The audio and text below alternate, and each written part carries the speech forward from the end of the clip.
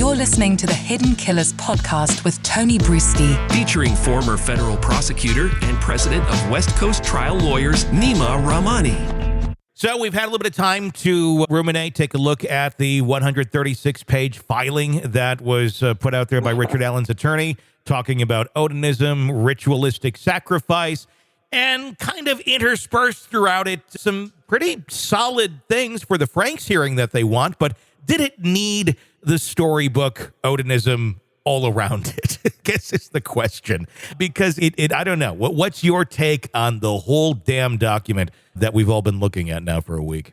No, Tony, I agree with the prosecution here. Not surprisingly, as a former prosecutor, if you want to file a motion to suppress evidence, you want a Franks hearing, right? And that's basically saying that an officer lied in support of a search warrant affidavit. You don't need this whole sort of alibi and odinism thing. Save that for the jury. It's sort of surprising that this all came out. We talked about it, I think, last week in the suppression motion, right? I mean, usually defense lawyers, if they got some sort of alibi witness or some sort of strong defense like this, they're not going to give the prosecution weeks or months to prepare. They're going to bring that out at trial. Unless, of course, it's a state that requires notice of an alibi defense. But even if it was, you're not going to see a 100-plus page motion. So I agree with the prosecution here. Was this an accident that all this information came out, considering it was unsealed for about 2 hours and then everybody got their hands on it and they tried to seal it again? Yeah, I don't know why. We're seeing this, too, in the Idaho murders where the defense is filing motion under seal. I mean, personally, and I know the prosecution here, they're trying to keep cameras out of the courtroom. Normally, it's the defense that wants to do that. I believe that court filings are public. Court hearings are public. The public has a right to access. So I don't like these types of filings under seal. I don't think it's supported by law. So it's very strange. You know, on one hand, a lot of folks think this was for public consumption. This was for social media to sensationalize the case and that type of thing. But on the other, if it's directed to the prosecution, the court doesn't make a whole lot of sense.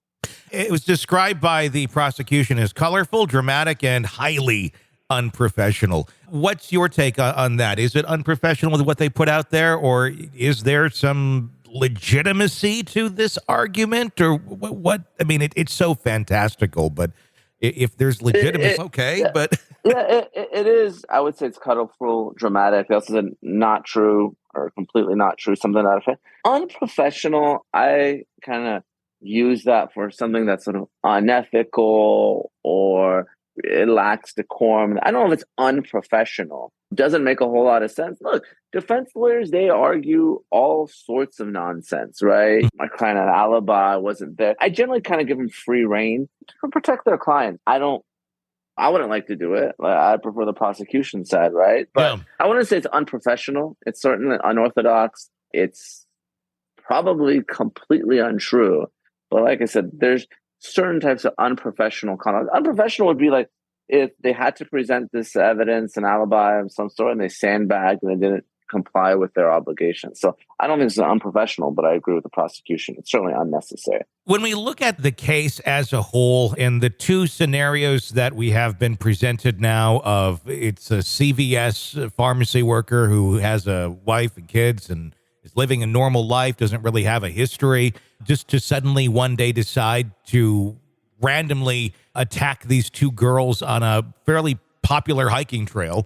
That doesn't make a ton of sense, as does this whole odinistic ritual thing that suddenly these odinists were out and they, again, happened to come across two girls on a hike and, hey, why not? It's a good time for a ritual of some sort.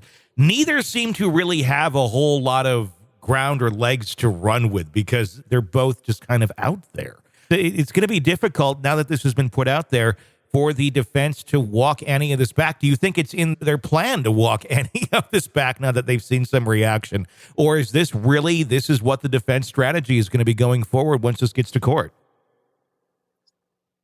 I would hope that this is not the defense because this is going to be a pretty quick guilty verdict for anyone that has any sense. I mean, I guess the advantage of doing this is you file your motion. It's a Hail Mary.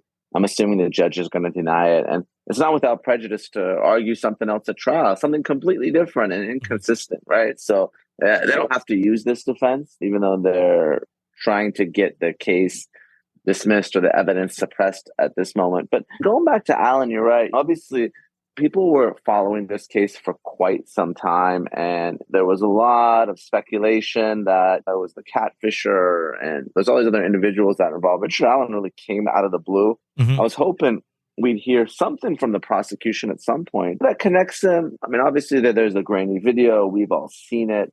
But something that connects Allen to these murders, because I don't think you can go with just the video. Yeah. Obviously, there's a search warrant, and we'll see what was uncovered as a result of that search warrant. But I mean, they got to have something more. We're just not hearing it at this point. Yeah, one would think they would have to have something more, because if we're just going off of what we know publicly right now, it doesn't seem like a very strong case against Richard Allen. And on top of that, the way things have been going for Richard Allen in terms of his treatment, solitary confinement in a prison setting. He's innocent until proven guilty. I mean, how many issues have they created here already that will end up being likely brought up on appeal if, in fact, he is found guilty? Yeah, I mean, you're kind of going back, right? They initially, I think, questioned him years ago, right? I think 2017, and they finally get the search warrant. I mean, the search warrant, there's some ballistics that I think match up. There's the jacket, right? Yeah. Like I said, you would think that there's something more connecting him to the trail and the bridge and so forth. I mean, I got to think, if you're the prosecution, you're going to bring a murder case, you've waited this long, you're really going to come correct. Because otherwise, this could be pretty embarrassing for the state to wait this long and to get a hung jury or not guilty. I don't think the defense is going to go down this odinist route unless they really have some better evidence. And it seems like, and again, I haven't gone through all the alibis of the individuals that they've named, but apparently, if you believe the prosecution, Tony, they have alibis. They're at work. Their cell phone evidence. Their cell phones were nowhere near the scene. So I think the other suspects will have alibis. I don't think it's going to be a viable defense at trial. But we'll see what the defense does here. This is the Hidden Killers Podcast. Want more? Start binging on all of our true crime podcasts right now through Apple Podcasts and get an ad-free experience when you sign up to be a True Crime Today Premium Plus member exclusively on Apple Podcasts. More of the Hidden Killers Podcast dropping soon. Press subscribe now.